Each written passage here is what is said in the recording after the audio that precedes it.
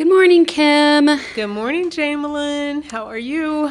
I'm okay. Good. Lots of soggy weather, huh? It's miserable. But here we are at One Think More, where we continue the conversation from Sunday's sermon. Yes. And we're doing it in really rainy weather, but that's okay. We're together. Okay. Exactly.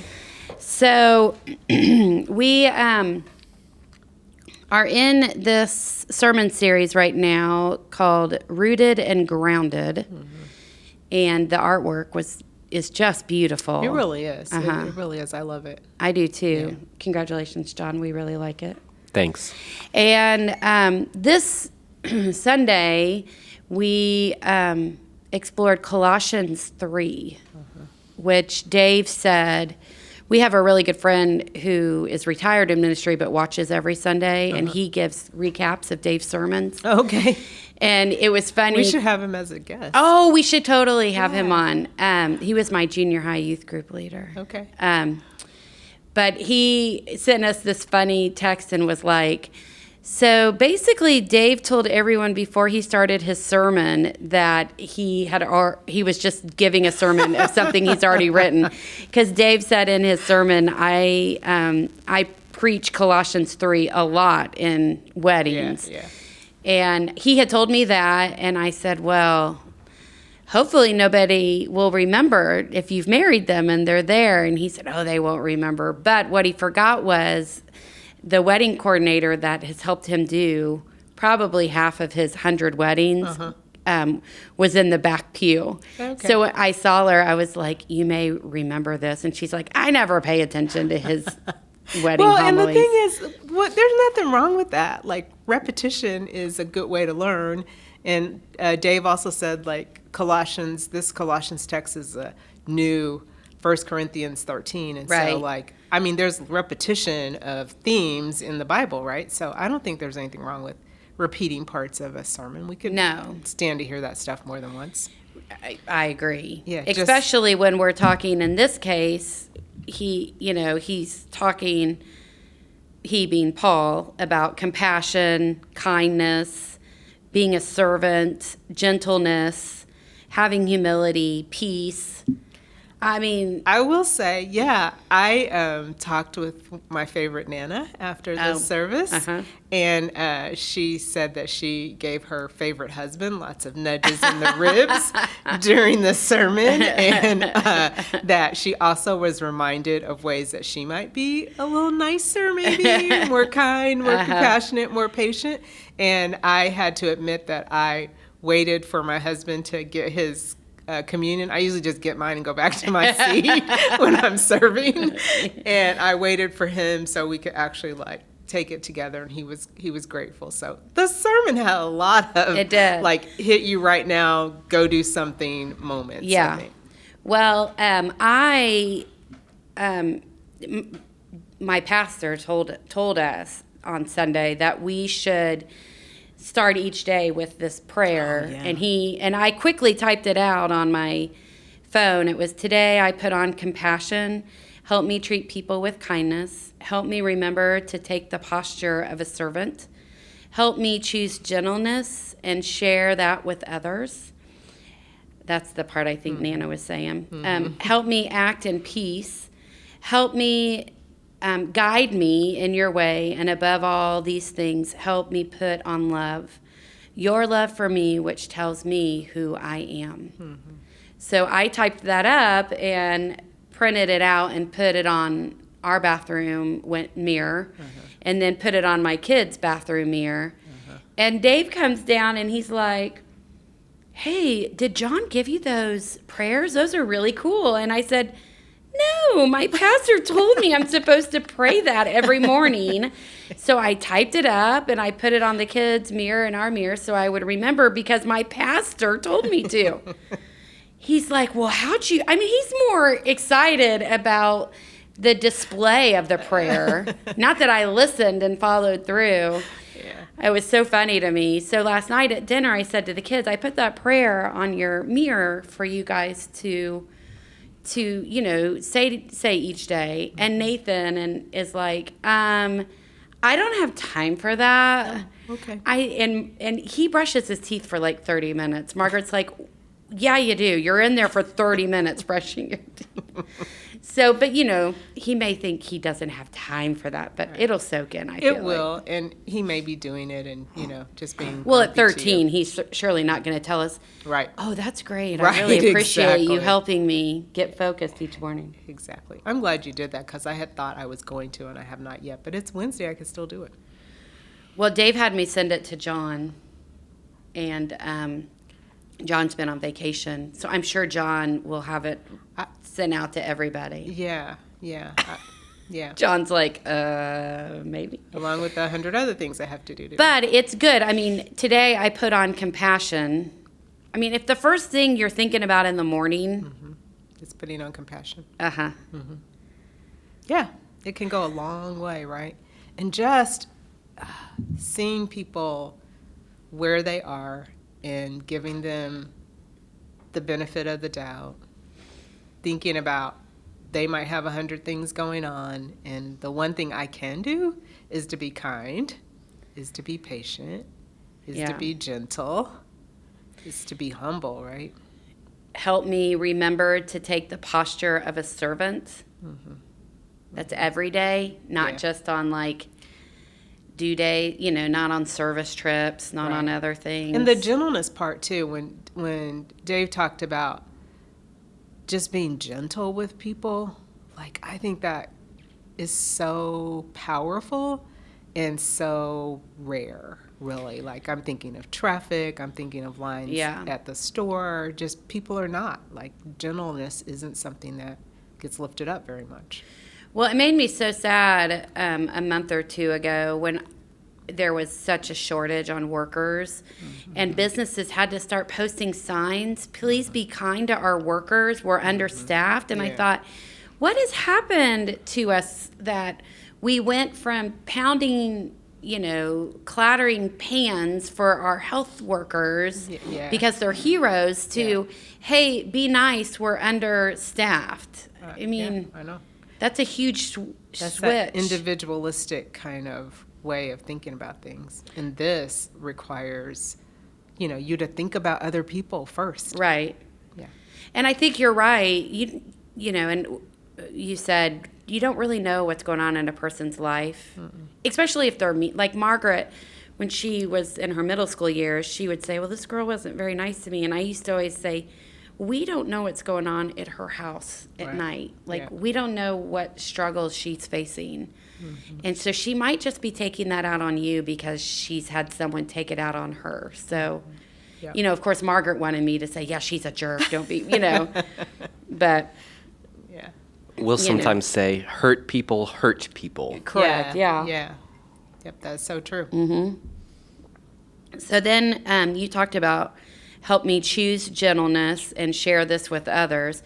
I think it's interesting, this whole choose gentleness too, because sometimes we really have to choose to be gentle over our instinct of wanting to be aggressive or overly ambitious. That choosing gentleness is a sign of humility by saying, I don't need to be first today, or I don't have to be the first one to that red light, or out of the red light, or, And that, reminds me too of what I was really struck by, these are qualities that we often believe or think that, they're from inside, like maybe we're even born with them and I just am not a gentle person, or, that I it's just not me. But the idea of like putting those things on, like having some control over whether or not I choose to be kind and gentle and humble and patient is a whole new way of looking at it. And I think empowers me to be able to do the things that Jesus has already told us we can do. Right. And I was late today because I got stuck on a call with a colleague who I have a lot of friction with sometimes. Like she's a very anxious person, and you guys know I'm very not. And her anxiety gets in the way of our relationship a lot of times, and she'll like do things like she doesn't, like she'll call me every day usually for something, but then when she's mad, like I won't hear from her for a week or two. I cannot talk to you for 2 weeks, that's okay. But this morning our conversation was kind of around her saying, I really appreciate, your patience with me and blah, blah. And I was like, yeah, every time we have a fight, I think that we get closer in a way because we're able to come back and with some humility and say, I kind of screwed that up. Well, and you break down those barriers too. Yeah. That is probably causing the friction. Yeah. Yeah. But yes, I mean, if you think about it, like you have all of these, like Tracy talked about, everything's in your closet and you're trying to figure out, what to wear. And, it's funny, people will say to me that I'm not a very patient person. And I'm always like, well, I'm not patient, I guess, in your eyes. In my mind, I'm patient on the things. I'm probably about to people are going to be like, no, you're not patient. Say what you're going to say. I don't think I want to. Well, if you don't want to, let me see if I can interpret from what you just did say. Because I think I was just about to describe myself as not a patient person. No, and from the ways I know you, I think that there are times to be patient, and there are times when patience is not appropriate, right? Right. And so when you're trying to build 54 houses in a year, sometimes patience isn't what you need to lead with. Mm-hmm. And I think that's kind of maybe what you're saying. Yes, it is. Yeah. It is, everybody. I am very patient. When patience is called for, right? You can be patient with a person, but a lot of times you're not patient with projects, which is why you get a lot of stuff done, which is why, is why you get a lot of stuff done. Yeah. Well, and this is, Dave, I remember Dave preaching this sermon at one wedding. Okay. It was actually his cousin's wedding. And he talked about, when you go, they were really big country music lovers. And so he would say, when you go to a concert, I'm sure you have your favorite boots you wear and your favorite this, that, and the other. And so he was saying, in your marriage together, there are times where you're going to really need to dress the part for the other.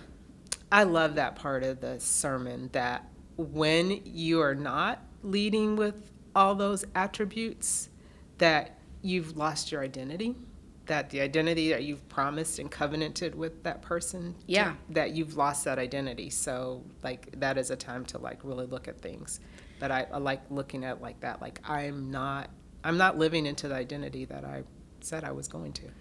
Right. I mean, we all change for sure. Don't get me wrong. But at the heart of it, there's this foundation of who, a couple say they're going to be together. And who God has created us to be in the bigger, scheme of things, is that God has created us with all of these attributes and expects us to behave in that way as often as possible. Yeah. I loved how Dave ended that prayer. He said, help me put on love, your love for me, which tells me who I am. And I think I jumbled up those words just a little bit. But earlier in his sermon, he had said, Christ laid down his life in order to dress us in love. I thought, that's... Yep, it's pretty impactful. It's pretty impactful, and it help me in that moment recognize that the sacrifice that was made for me to be loved is not something to take for granted. And so those moments where I just think I'm so unlovable, it's really, it's kind of taking away the importance of what Christ did. So I know it's hard. I mean, there's lots of things that go into why we think we're unlovable, but trying to fight through some of those things and think, no, this is just something you're struggling with in this moment. This isn't a reality. Right. If you remember where and how you're rooted and grounded, right? That you're rooted and grounded in Christ's love for you, and that Christ was willing to die for that.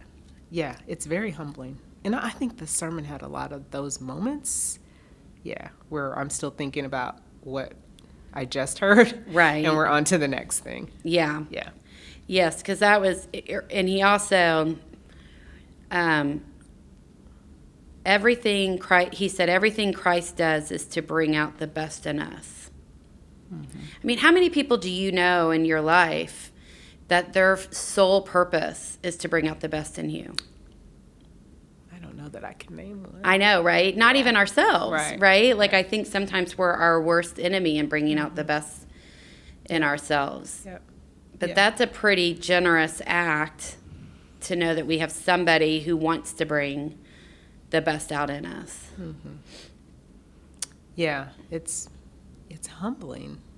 I don't know, Sunday just felt like a really good recalibration Sunday. Like, a time to really reflect on all the things that in this season of Lent we're sort of reliving that Christ did for us, so that we might live eternally, and not only live eternally, but have abundant life while we're here, if we can operate in those attributes. Well, and it goes back to, I can't remember what week, where we talked about how along these lines, Christ created us to live a life of joy. Mm-hmm. And really put on that love on us so that we could find the thing that gives us joy, that would allow us to be able to share that kind of unconditional, overwhelming love with the world. Like, that's our thing to kind of put out into the world. Yeah, and I think you and I are very blessed in that we've found joy in the work that we've found the work that gives us joy and helps us to spread it. And everybody, hasn't found that, but I think that everybody can. Right. And to also recognize that kind of joy that God has put in your life is not, it changes in seasons of your life. Mm-hmm. So I was walking in this morning, and there's probably a 3-year-old walking in, and his backpack is the size for a college student. It goes from his neck all the way past his little tushy. And it's flapping, and he's, running in, and he's adorable. And off he goes into the church. And so I'm kind of reliving those moments of remembering my kids at that age. And I said to the dad, you really should take a picture of him with that backpack on, like, once a month. Uh-huh. And then over the years, watch how that backpack is, how he's going to fill that backpack out. Yeah. And, I said to the preschool teachers, oh my gosh, he's so cute. I see why you guys do this. And then all of a sudden I remembered, oh, this was not a great season of life for me. Because I obviously my kids were adorable. It was just a lot. It was so overwhelming for me when they were little like that. And how far apart are they? 2 years. Yeah, so. And, and part of it, I'm sure, is because I was working like 80 hours a week at the same time. Mm-hmm. But it just felt overwhelming. And one of the teachers said, okay, but we them at this age, but when they're teenagers, no more. And I said to her, oh, well, I love the teenage years. Yeah. And it occurred to me, well, this is a season where I feel like, I'm very joyful a lot, like it has its challenges for sure, but you don't feel overwhelmed by it though. No. So I mentioned that because someone might be listening and be like, oh my gosh, no, there's a lot. I'm trying to find joy right now. And I'm trying to find patience. And I'm trying to find patience or whatever. Yeah. And, I think it's just hard when you go through seasons and one season ends and then you have to figure out, well, what will bring me joy in this season? Mm-hmm. Yeah, and it will be different things. It's definitely fluid. It is. Yeah. But the thing is, just because that one thing that brought you so much joy is over, I don't think we should think, well, I had my time. Oh, yeah, no, I don't think so either. I think, I just, even hearing you say the word joy is like joyous. I like it. It's a great word. Well, I'm hoping that this weather will change because I struggle to find joy when the weather's like this. It's pretty rainy. I feel like it rained all night, and I was listening to it all night. I want to get under my weighted blanket and just say, this is what I'm doing today. Although, on a brighter note, I have lots of blooming daffodils, so that tells me something. Oh, I do love daffodils. Yes, I should have actually picked some for our table, but it's too rainy. Yeah. Next week. Maybe next week. That would be nice. We'll bring in a bit of spring. When I was growing up on Antelope Drive, 2 doors down was a dear woman named Pixie who helped her birth name is Margaret, but I can't remember how we got to Pixie, but that's how I knew her as. And she had a neighbor behind her that had in the woods, it was just tons of daffodils. And I would always, when they would come out, go back there and pick a bunch for her and take them to her. Oh, nice. It kind of became, I think when I was a senior in high school, I was still doing it for her. But so I always think of her when I see daffodils. They're coming. Spring's coming. What is it? It's not April, though. I was going to say April showers bring May flowers, but it's March. March showers bring more showers in April. Thanks. This is why we do this. We always have a good laugh. All right. Well, it's lovely to see you. It's lovely to see you. We'll do it again next week. Put on your compassion. Find your joy. Be at peace. Let's do it, people. All right. Go do it. Bye, everybody. Bye.